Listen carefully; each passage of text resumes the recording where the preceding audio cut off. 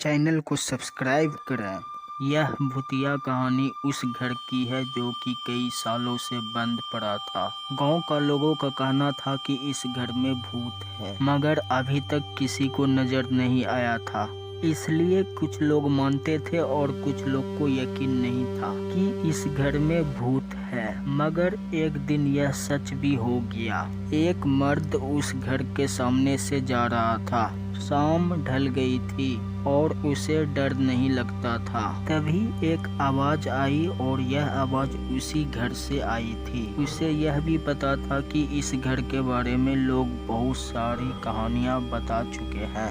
उसे लगता था कि यह मजाक है, मगर उसे तब भी यकीन नहीं था।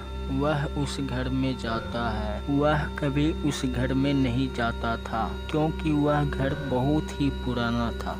आज जब वह घर के अंदर गया था तो घर बिल्कुल भी साफ नहीं था। उसने सोचा कि ऐसा घर में कौन आ सकता है। उस जगह पर 2 और कमरे थे। उसको यकीन नहीं था। उसका कहना था कि अंदर में जरूर कोई है। इसलिए वह घर के अंदर जाता है तो ऊपर जाने वाली सीढ़ी नजर आती है, इसलिए कि कोई नीचे नहीं था तो ऊपर ही कोई हो सकता है। जब वह ऊपर गया तो उस जगह पे 2 कमरे थे, मगर बहुत ही अंधेरा था। जब वह टॉर्च जलाकर देखा तो उस घर में कोई नहीं था। अब उसके दिल में बैठ गया था कि जो भी होगा वह अब दूसरे वाले कमरे में होगा। और यह सच भी हो गया।